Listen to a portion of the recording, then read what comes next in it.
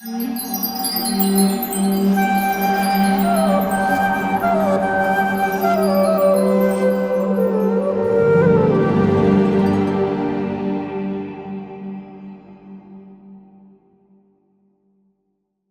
कृष्णा। कभी आपने सोचा है कि खाना हमारे लिए कितना इम्पोर्टेंट है? 24 घंटे हम खाने से जुड़े रहते हैं, क्योंकि सुबह उठते हैं तो सबसे पहला सवाल जो मन में आता है वो ये कि आज क्या बनाएं या क्या खिलाएं। और जो घर के लोग होते हैं वही पूछते हैं कि आज क्या बन रहा है। फिर सुबह के नाश्ते की बात ख़त्म नहीं होती कि दोपहर के खाने की तैयारी शुरू हो जाती है कि दिन में क्या खाना है, क्या बनाना है। और उसके बाद शाम की तैयारी, और ऐसे पूरे हफ्ते हम इसी तैयारी में लगे रहते हैं। पूरे हफ्ते क्या, पूरे महीने, पूरे साल एक गृहिणी जो होती है उसके दिमाग में यही चलता रहता है क्या बनाएं, क्या खाएं। और उसमें भी परिवार वाले बोलते हैं कि कुछ नया क्यों नहीं बनाया, कुछ नया क्यों नहीं बनाते। तो खाना हमारे लिए बहुत बहुत इम्पॉर्टेंट है, और इसलिए भी इम्पॉर्टेंट है क्योंकि खाना हमारे तन और मन को पोषण देता है। और वैसे भी कहा गया है कि एक स्वस्थ तन में ही एक स्वस्थ मन रह सकता है। इसीलिए अगर तन को स्वस्थ रखना है तो पोषित खाना खाना बहुत ज़रूरी है। उसमें पूरा न्यूट्रिशन हो और वो अच्छी तरह से बना हो, अच्छा पका हो। पर सवाल ये उठता है कि क्या जो खाना हम खा रहे हैं वो हमें पूरा पोषण देता है या नहीं। अब आप सोचिए कि अगर वो पोषण देता तो आज इतनी सारी बीमारियां क्यों होती। क्योंकि जो आजकल बीमारियां हैं उनमें से 90% से ज़्यादा बीमारियां खाने से जुड़ी होती हैं, खाने की आदतों से जुड़ी होती हैं, जो हम खा रहे हैं उससे जुड़ी होती हैं। तो वो खाना हमारे तन को पूरा पोषण नहीं दे पा रहा, तो सोचिए मन को पोषण कैसे देगा। और वैसे भी जहाँ मन की बात आती है तो कभी आपने सोचा है कि एक ही जैसी किचन होती है, एक ही जैसे मसाले होते हैं, एक ही जैसी कुकिंग ऑयल होता है, एक ही गैस होती है, सब कुछ सेम होता है, लेकिन फिर भी हर एक के खाने का स्वाद जो है वो अलग अलग होता है। अगर कोई नौकर खाना बना रहा है तो उसमें अलग स्वाद आएगा, अगर माँ खाना बना रही है तो उसमें अलग स्वाद आएगा, अगर हस्बैंड किचन में है तो उन्हीं मसालों से एक अलग स्वाद आएगा। तो खाना वही है, मसाले वही हैं, लेकिन फिर भी स्वाद अलग अलग है। क्यों? इसीलिए क्योंकि खाने में हमारी कॉन्शियसनेस जाती है, हमारी चेतना खाने को प्रभावित करती है। जो भी खाना बना रहा है उसकी चेतना उस खाने के स्वाद में जाती है। इसीलिए कई बार होता है कि घर में कोई मेहमान आने वाले होते हैं तो हम जब खाना बनाते हैं बहुत टेस्टी बनता है, क्योंकि हम बहुत एक्साइटेड होते हैं, बहुत मन से बनाते हैं, सोचते हैं कि आज ये आने वाले हैं तो इनके लिए अच्छे से अच्छा खाना बनाया जाए। और वो खुशी, वो उत्साह, वो उमंग, वो आनंद उस खाने के स्वाद में ट्रांसफ़र हो जाता है। इसीलिए कई बार ऐसा होता है कि हम बहुत टेस्टी खाना बनाते हैं उन्हीं मसालों के साथ, और कई बार वो उतना टेस्टी नहीं भी बनता। जैसे एक बार किसी ने पूछा कि क्या बात है, आपके परिवार के सब लोगों में इतना ज़्यादा प्रेम है, बच्चे आपकी बात मानते हैं, सब इतना खुश रहते हैं, सब इतना हेल्दी हैं, जो खाना खाते हैं उनके तन को लगता है, ऐसा कैसे है? तो ऐसा होता भी है कि कई बार हम देखते हैं कि फैमिली में बहुत स्ट्रॉन्ग बॉन्डिंग है, बहुत अच्छा है, सब कुछ बहुत प्रेम से चल रहा है, बच्चे बहुत ओबीडियंट हैं, बात मान रहे हैं। वो इसीलिए क्योंकि जब हम कुकिंग कर रहे हैं, जब हम खाना बना रहे हैं और उसमें हमारी कॉन्शियसनेस जा रही है, हम पूरे आनंद के साथ खाना बना रहे हैं, तो उस आनंद के साथ परोसने से, उस आनंद को ऑफ़र करने से, उस आनंद को पाने से, यानी उसी खाने से जो दूसरे व्यक्ति उस आनंद को ग्रहण कर रहा है खाने के माध्यम से, तो वो भी आनंदित हो जाता है। इसीलिए कॉन्शियसनेस जो है वो खाने के लिए बहुत इम्पॉर्टेंट है, और उसी से खाने का जो पोषण है वो भी शरीर को लगता है और मन को भी लगता है। तो कितना इम्पॉर्टेंट है कि एक जो गृहिणी है वो खुद खाना बनाए, क्योंकि कई बार क्या होता है कि कोई नौकर, कोई मेड खाना बनाती है तो उसकी कॉन्शियसनेस तो इस बात से जुड़ी हुई है कि मैं खाना बना रही हूँ तो मुझे इसके पैसे मिल रहे हैं। तो जब पैसे मिल रहे हैं और वही कॉन्शियसनेस है, तो हमारे अंदर भी वो कॉन्शियसनेस धीरे धीरे ट्रांसफ़र होने शुरू हो जाती है। ये क्यों ऐसा होता है कि जब घर में एक माँ इतने प्यार से परोसती है, या हम एक रेस्टोरेंट में जाके खाना खाते हैं, तो उस खाने में हमें उतना पोषण नज़र नहीं आता, या वो हमारे तन को इतना नहीं लगता, वो मन को इतना प्रफुल्लित नहीं करता। वो हमारी हेल्थ को इतना ज़्यादा इम्प्रूव नहीं करता जितना कि एक पर्सनल केयर, एक बॉन्डिंग, एक प्यार से बनाया खाना करता है। इसीलिए खाने में खाना बनाने वाले की कॉन्शियसनेस बहुत इम्पॉर्टेंट है। और छोटी छोटी बातें होती हैं जो हम अपने खाने से रिलेट कर सकते हैं अपनी फैमिली को जोड़ने में। जैसे कि सब लोग एक साथ बैठकर खाना खाएं, तो ये बहुत एक अच्छी बात है। या जब हम खाना खा रहे हैं तो उस समय कोई डिस्ट्रैक्शंस ना हो। जनरली ऐसा होता है कि खाने की थाली बाद में आती है, उससे पहले टीवी ऑन हो जाता है या कोई और डिस्ट्रैक्शन हो जाता है, या हम अपने अपने मोबाइल्स लेके बैठ जाते हैं, या हम कुछ ना कुछ सोशल वेबसाइट्स सर्च कर रहे होते हैं। तो इनसे जो खाना हम खा रहे हैं वो हमारे तन को नहीं लगता। आपको पता है एक रिसर्च हुई थी और उस रिसर्च में सामने आया कि जो बच्चे टीवी देखते हुए खाना खाते हैं वो उसका पोषण उतनी अच्छी तरह से ग्रास्प नहीं कर पाते खाने का उन बच्चों के कंपैरिजन में जो आराम से बैठकर सिर्फ खाना ही खा रहे हैं और उसी पे ध्यान दे रहे हैं। इसीलिए खाना जो है वो हमें तभी पूरा पोषण दे सकता है जब हमारी कॉन्शियसनेस उससे अटैच्ड हो, और कॉन्शियसनेस के साथ साथ उससे एक बॉन्डिंग डेवलप होनी शुरू हो जाती है। इसलिए वो बॉन्डिंग अगर हमें डेवलप करनी है तो हमें कुकिंग करनी चाहिए। इसीलिए वैदिक कल्चर में ऐसा था कि लेडीज़ जो थी वो खुद कुकिंग करती थी। और पहले के टाइम में आप देखें, आज से 100 साल पहले के टाइम में अगर देखें तो जनरली ऐसा होता था कि लोग एक या दो बार ही खाना खाते थे, कि एक बार सुबह प्रसाद लिया, उसके बाद एक बार शाम को लिया, तब भी वो पूरे संतुष्ट रहते थे, पूरा सेटिस्फाइड रहते थे। और आजकल क्या होता है कि हम 3-4 बार भी ले लेते हैं, खाना खाते हैं या बाहर भी खाते हैं या कोई भी टेम्पटिंग चीज़ देखते हैं तो विदाउट शेड्यूल, यानी वो हमारे खाने का समय नहीं भी है तो भी हम खा लेते हैं, तब भी हम पूरी तरह से संतुष्ट नहीं होते। इसलिए खाना आनंद का एक पर्याय है और उसे हमें उसी तरह से समझना चाहिए, मानना चाहिए, जानना चाहिए, तो तब वो खाना हमें पूरा पोषण देता है।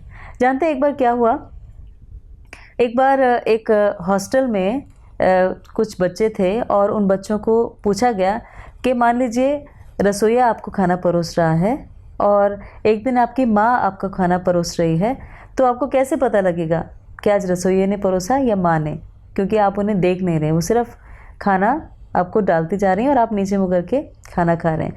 तो एक बच्चे ने बहुत सुंदर जवाब दिया। बच्चे ने कहा कि जिस दिन मैं आधी रोटी मांगूंगा और मेरी थाली में एक रोटी रख के कोई चला जाएगा तो मैं समझ जाऊंगा कि आज खाना मेरी माँ ने परोसा। तो खाना बनाना सिर्फ एक टाइम स्पेंडिंग एक्टिविटी नहीं है या एक फॉर्मेलिटी नहीं है। खाना बनाना एक ऑफरिंग है अपने परिवार के लिए, उनको अपना प्यार बताने का एक तरीका है, और जितना हम उनको प्यार दे सकते हैं खाने के माध्यम से उतना शायद हम किसी और तरीके से नहीं दे सकते। इसीलिए खाने की इम्पोर्टेंस को हमें कम नहीं समझना चाहिए कि कुछ भी हमने दे दिया या बाहर से हम ले आए, उससे वो बॉन्डिंग उतनी स्ट्रांग नहीं होती, क्योंकि आपसे रिलेशनशिप स्ट्रांग नहीं होती।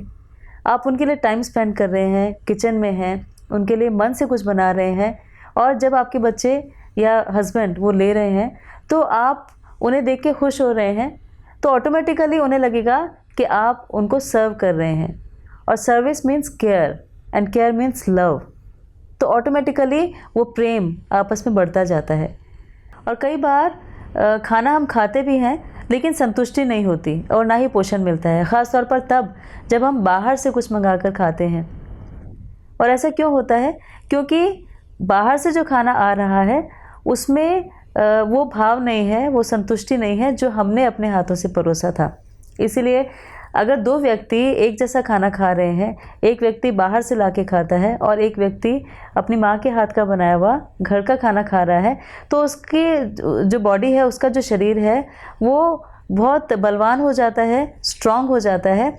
जबकि एक व्यक्ति जो बाहर से खाना खा रहा है वो कंप्लेन करता रहता है कि उसको स्टमक अपसेट हो गया या कोई प्रॉब्लम हो गई, या उसका मोटापा बढ़ता जाता है लेकिन उसकी बॉडी जो है वो वीक होती जाती है, उसमें कोई स्ट्रेंथ नहीं रहती। वैसे आपको पता है कि इस समय जैसे हम आज के युग में जी रहे हैं तो उसमें किसी के पास भी कुछ ज़्यादा है तो वो देख के हम थोड़ा सा जेलस हो जाते हैं, लेकिन एक ही चीज़ ऐसी है जिसे देखकर हम जेलस नहीं होते। हम सोचते हैं कि दूसरे के पास ज़्यादा है, चलो अच्छी बात है, और वो है मोटापा।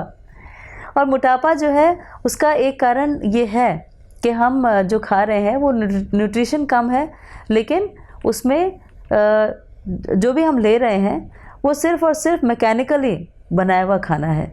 इस वजह से वो हमें पोषण नहीं दे रहा, हमारे मोटापे को बढ़ाता जा रहा है। और मोटापे को बढ़ाने का एक और कारण जो है वो है स्यूडो हंगर। स्यूडो हंगर का मतलब होता है कि जो हम खाना खा रहे हैं अपने पेट भरने के लिए खा रहे हैं, लेकिन स्यूडो हंगर मीन्स कि हम खाना खा रहे हैं अपने मन की तुष्टि के लिए। हमारा पेट तो भर गया लेकिन मन नहीं भरा, क्योंकि वो संतुष्टि नहीं है उस खाने में। तो जब मन नहीं भरता तो हम कुछ ओवर ईटिंग करते हैं, कुछ ऐसे ही खा लेते हैं, या एकदम से मन में आता है कि आज तो पिज़्ज़ा खाने की भूख है।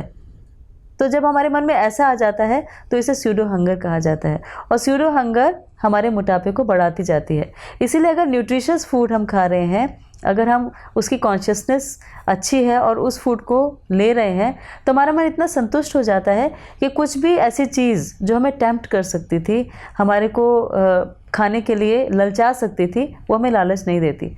अदरवाइज़ आज के टाइम में आप देखेंगे हर जगह मीडिया है या होर्डिंग्स हैं या पैम्फलेट्स हैं, इतना कुछ है जो इतना टेम्प्ट करता है हमें कुछ ना कुछ खाने के लिए। फूड अपने आप में एक ऐसी चीज़ है, खाना ऐसी चीज़ है जो ऑलरेडी टेम्प्टिंग है, लेकिन इन सब वजहों से वो टेम्पटेशन और बढ़ती जा रही है।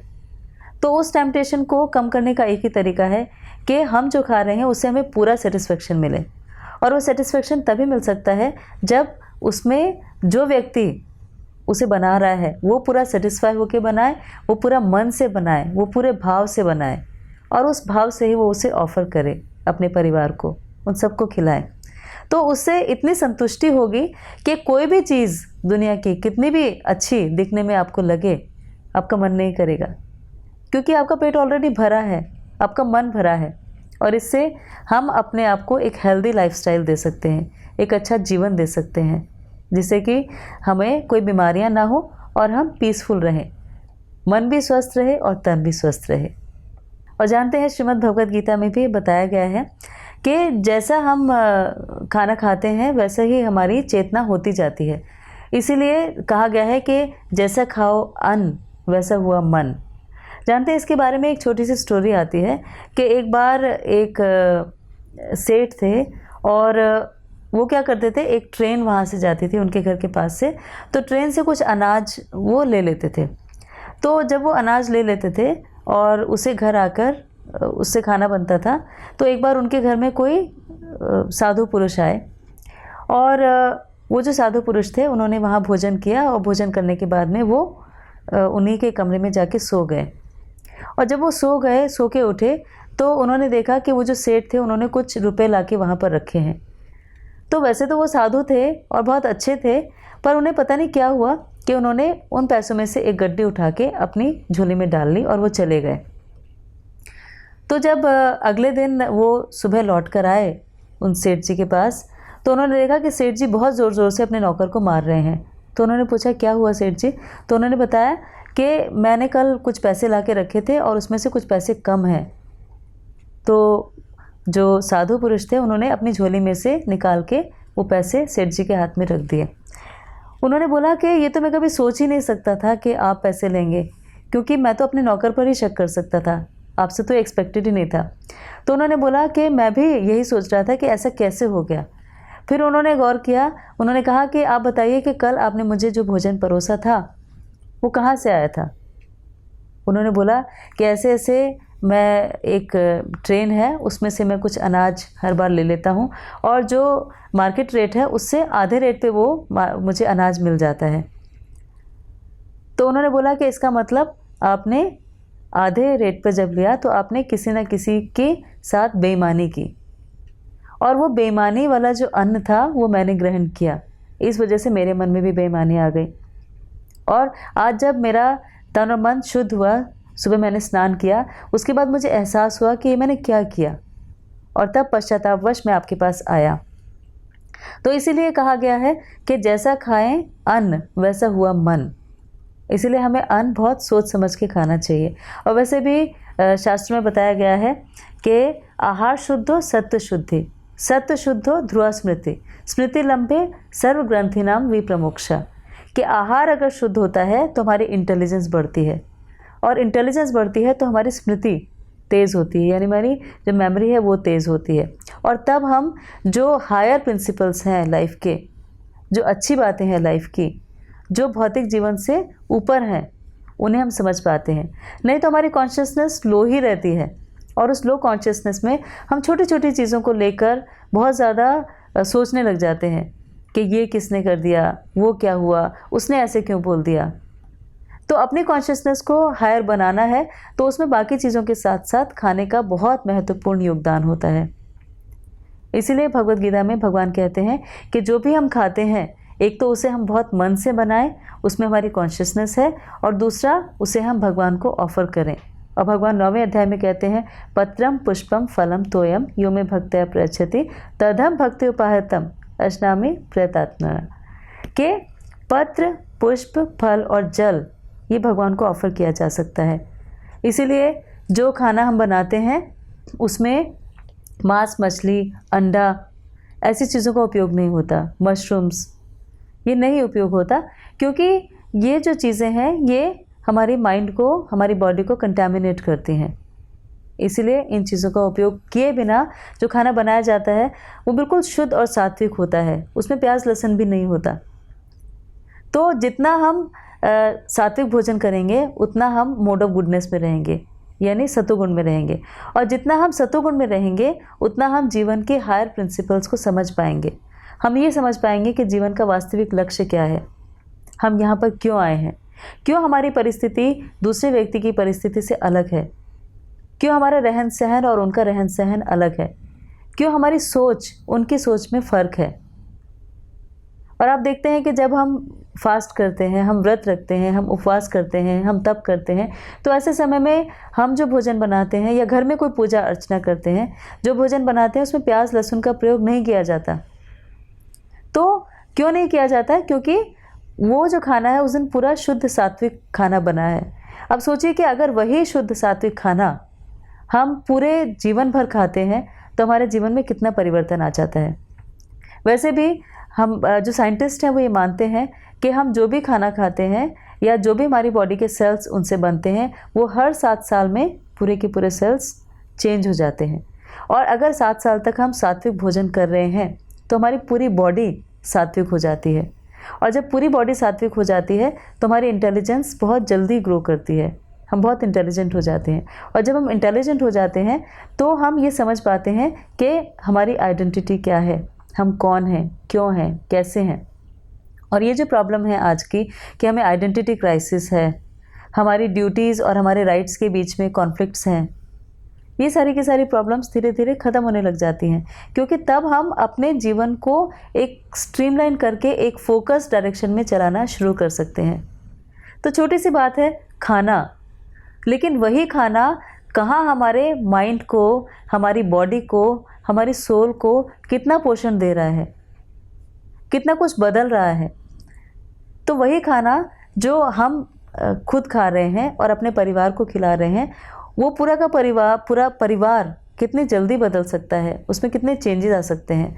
और जो हम सब चाहते हैं कि हमारे बच्चे बहुत अच्छे बने, हमारे परिवार जो है वो हमेशा साथ रहे, उनमें आपस में बहुत स्ट्रॉन्ग बॉन्डिंग हो, तो एक छोटा सा प्रयास यानी सिर्फ एक कुकिंग को अपने हाथ में ले लेना और उसे हम पूरे मन से बनाएं, पूरे आनंद से बनाएं, पूरे आनंद से परोसें।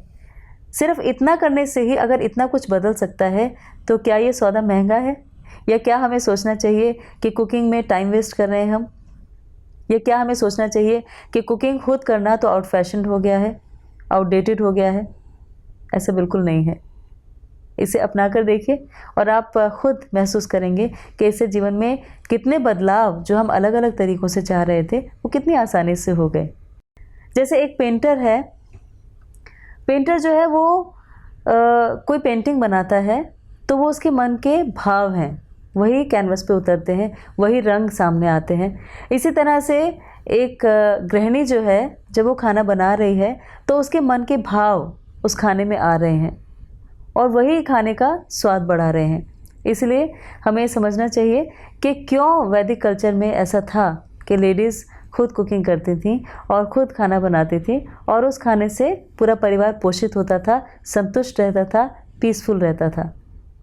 इसीलिए अगर हमें अपने परिवार को पीसफुल रखना है, संतुष्ट रखना है, बॉन्डिंग को स्ट्रॉन्ग करना है, तो हमें इस बात पर ध्यान देना होगा कि कुकिंग हमारी लाइफ का कितना इंटीग्रल पार्ट है, कितनी ज़रूरत है कुकिंग की। और जितनी अच्छी हमारी कुकिंग होती है उतना हमारे परिवार में प्रेम बढ़ता है।